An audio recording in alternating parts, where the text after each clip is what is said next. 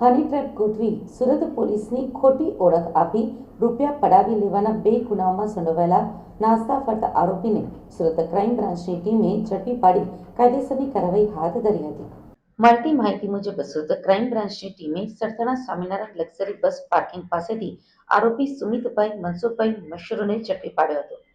આરોપીએ આજથી 5 મહિના પહેલા તેના ભાઈ અમિત મશરૂ અને મિત્રો ઉમેશ પટેલ અને અલ્પેશ સાથે ભેગા મળીને એક વ્યક્તિને શરીર સુખ માણવાના બહાના હેઠળ આરોપી ઉમેશ પટેલના કતારગામ કહાન ફળિયા પાસે એપાર્ટમેન્ટના ફ્લેટમાં બોલાવીને મંજુ નામની મહિલાના મેળા પીપળામાં 75,000 રૂપિયા સુરત પોલીસ તરીકે ખોટી ઓળખ આપી પડાવ્યા હતા.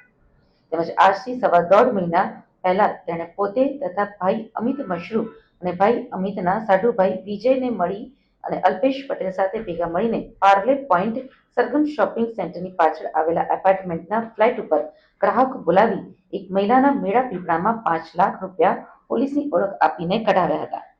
આરોપી સામે સુરતના કતારગામ અને ઉમરા પોલીસ મથકમાં ગુનો નોંધાયો હતો.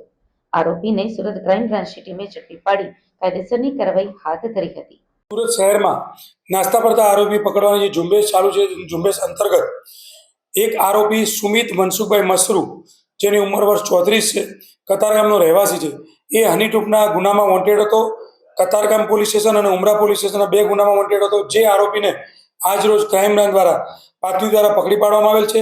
જે આરોપીની પૂછપરછ દરમિયાન આરોપી પોતે પોલીસનો સ્વાંગ રચી ધમકી આપી બળજબરીથી પૈસા કઢાવવાના ગુનામાં આરોપી છે, જેને આ ગુનામાં રૂપિયા 75,000 ફરિયાદી પાસેથી પડાવી લીધેલ છે. એને અગાઉ પણ 1.5 મહિના પહેલાં 5 લાખ રૂપિયા પોલીસની ઓળખ આપી બીજા એના સાગરીતો સાથે મળી અને 5 લાખ રૂપિયા પડાવી લીધેલ, જેની ફરિયાદ કતારગામ અને ઉમરા પોલીસમાં દાખલ થયેલ છે. આ 2 ગુનામાં વોન્ટેડ આરોપીને આજ રોજ ક્રાઇમ બ્રાન્ચે પકડી લીધેલ છે અને આગળની તપાસ માટે પોલીસ સ્ટેશનને સુપરત કરવામાં આવશે.